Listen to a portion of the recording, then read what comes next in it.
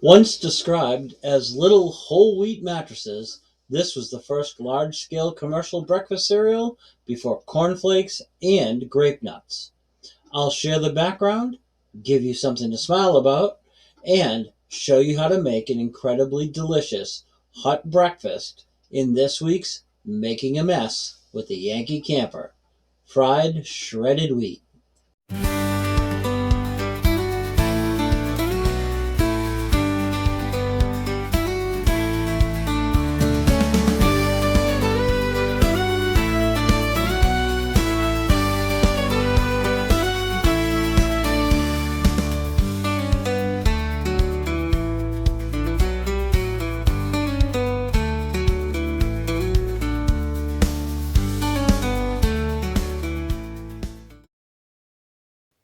Let's put together the ingredients that we're going to need for fried shredded wheat. We'll need 2 shredded wheat biscuits, a 5-ounce can of evaporated milk, 4 packets of sugar. Then we'll need 2 tablespoons of shortening. If you've got butter flavored shortening, that works well. If not, you can do what I did. I added a half a teaspoon of butter granules to the shortening. I mixed them up in a separate bowl, and then I put them into a small vial. Just going to place those in our bag as well. We'll also need a half a teaspoon of vanilla powder. I've placed that into a small vial as well. Let's put those in. And optionally, I've added a couple of dates and some pecans. I'll chop those out in the field as well. Just going to add those into our paper bag. I'll seal that up, and I've got my breakfast for one of the mornings out at the campsite. Can't wait to see you there. Shredded wheat makes you perky. Actually, Perky made shredded wheat. Henry Dreshel Perky, to be specific. In 1893, Perky opened the Cereal Machine Company factory in Boston to manufacture the devices he and machinist William H. Ford invented to make, in his words, little whole wheat mattresses. However, like the cylindrical rail cars that had first brought him to the hub as a lawyer, no one was interested in the contraption. Undaunted, the pair decided to try focusing on their woven biscuits to garner interest in the machines. Perky returned to Denver and began distributing them from a horse-drawn carriage. But the whole wheat breakfast pillows proved far more popular than the machines themselves. The team changed direction and began selling the cookless breakfast cereal by adding at the end of the business name, and shredded wheat. Perky, who was a devout vegetarian, had learned of boiling whole wheat to help with digestion, a chronic issue he suffered with from a fellow traveler in Nebraska, possibly when he was working as an attorney for the Union Pacific Railroad in Colorado. His was the first large-scale commercial breakfast cereal, beating out both Post and Kellogg to market. Interest in the wheat mattresses was so popular that around 1895 he relocated the factory to Worcester, Mass., where there was room to expand. Next, lured by the possibility for cheap electricity, he once again moved production to Niagara Falls, New York in 1901, where his factory, the Palace of Light, appeared on every box. Henry Perky retired from the Shredded Wheat Company in 1902 at around age 60. Always having suffered from poor health, a fall from his horse a month earlier, from which he never fully recovered, Perky passed away in June of 1906. After expanding into Canada, the company Perky had created was later sold in 1928 to the National Biscuit Company, and the product was rebranded as Nabisco Shredded Wheat, a name it held until Post purchased the product rights in 1993 and now sells them simply as shredded wheat. And that could be the end of the story, but it's not. Henry and Susanna Perky gave birth to their only child, Scott, in 1880. He grew up learning all about the benefits of good nutrition. In the 1920s, the younger Perky created a machine that produced shredded wheat biscuits in a round form. He named these Muffets and began selling them as a rival to his father's former company. In 1925, Scott brokered a deal to sell Muffets to the Quaker Oats Company. He then went to work as a food researcher for the Loose Wiles Biscuit Company, which became the Sunshine Biscuit Company, the maker of the original chocolate sandwich cookie, Hydrox. It was this Perky who also helped create spoon-sized shredded wheat. He passed away in 1958 in Clintonville, New York. Although most shredded wheat is now manufactured in Ontario, Canada, it's Battle Creek, Michigan that's recognized as the center for all things cereal. But it was Beantown where it all began. Now you know. Let's put our breakfast together at the campsite. I hope you're enjoying this video, and thank you for watching, but I don't get any compensation for this. However, if you'd like, you could buy me a cup of coffee. I'll put the link in the description down below. Thank you. It rained last night and everything's just a little bit wet, and it's cool this morning. I'm going to make fried shredded wheat. First thing we'll need to do is unpack our ingredients. A small container of butter flavored shortening,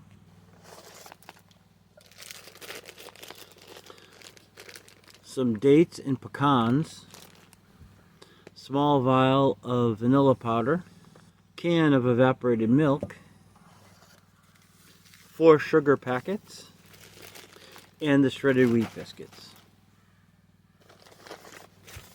The equipment we'll need is our spatula and the fry pan from our mess kit. We'll also need church key to open up the evaporated milk, pot holder.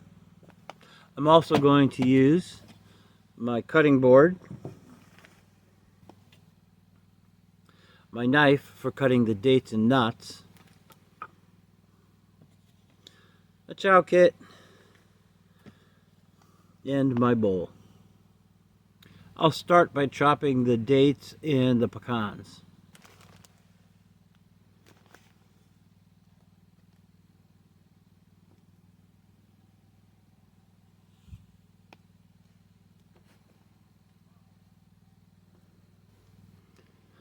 I've sliced those into small bite-sized pieces. I'm just going to place them in my bowl.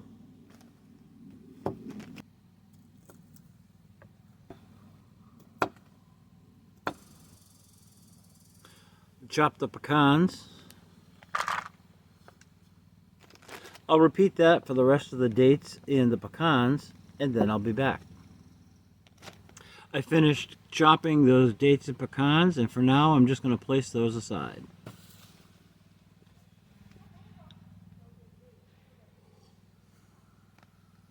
So next, I'll take my fry pan and my 2 shredded wheat biscuits. Just going to place those into the fry pan, and any of the extra shredded wheat, you can just put that right into the pan as well. Using my shortening and butter mixture,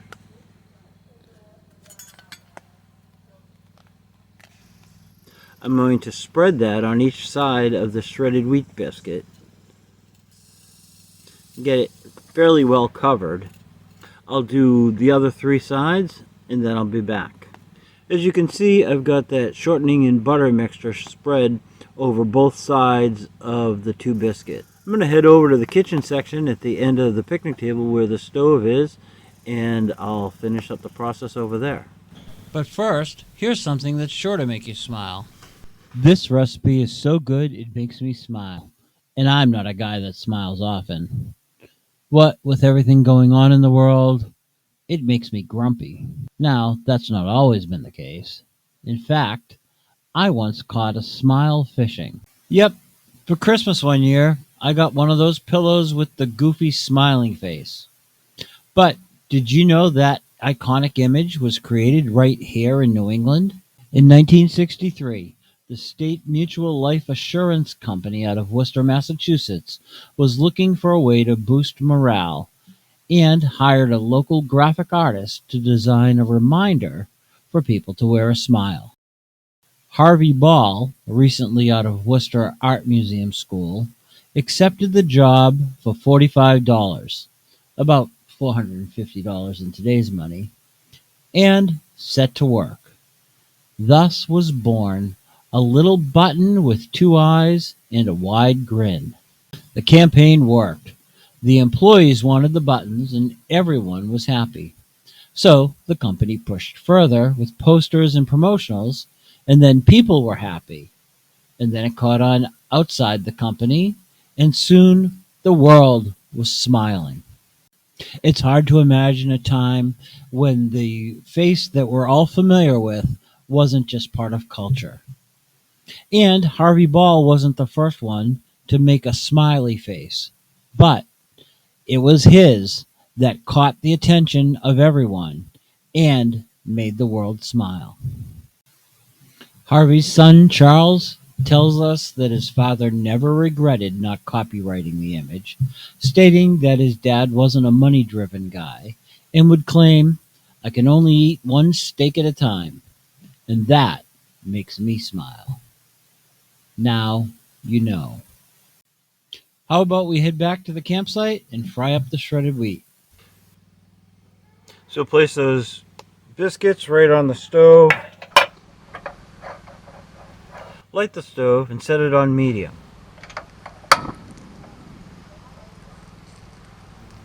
Once they browned on one side,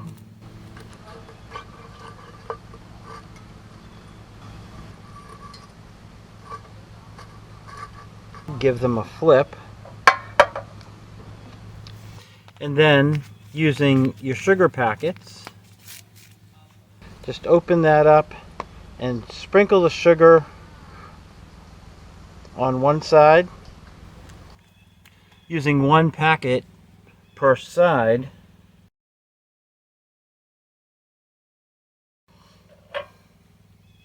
Like so, and then let the other side get fully browned as well.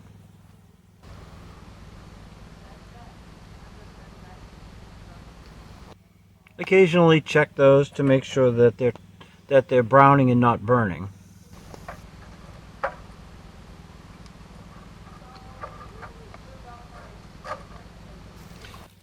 Once those sides have browned, repeat the process, putting the sugar side down and then sprinkling sugar on the opposite side.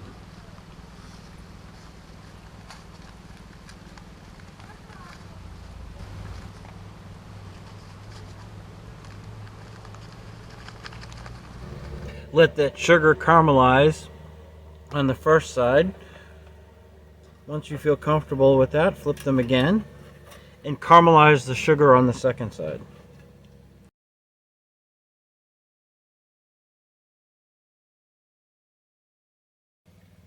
In the meantime, give your evaporated milk a good shake, and then go ahead and open that up with your church key. Once those have browned on both sides, turn off your heat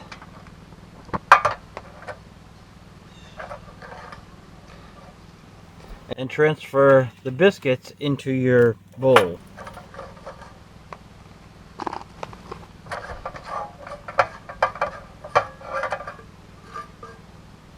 Let that pan cool for a moment, and then slowly add in the evaporated milk.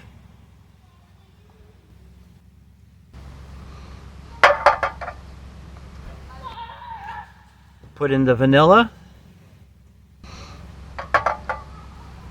and relight the stove, setting it to medium-low.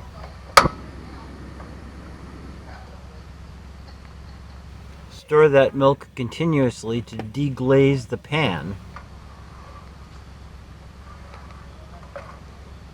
Then bring it up to a slow boil. Continue to let that heat until it starts to bubble around the edges. It started to just bubble around the sides. I'm going to turn the heat off. And now I'm just going to pour that heated milk right over my shredded wheat.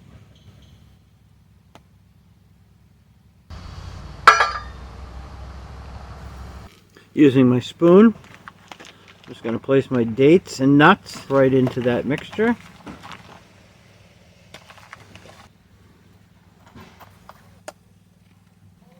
Hot fried shredded wheat. I'm going to eat my breakfast and then I'll clean up my mess. If you've enjoyed this video, please take a moment to give it a thumbs up. It lets YouTube know that you're interested in the content that I'm putting out. If you'd like to see more videos like this, take a moment and subscribe. I'd really appreciate it. Also, feel free to leave any comments below. I read all of them and I try to respond every week. Until next week, be sure to get outside. And thank you for watching.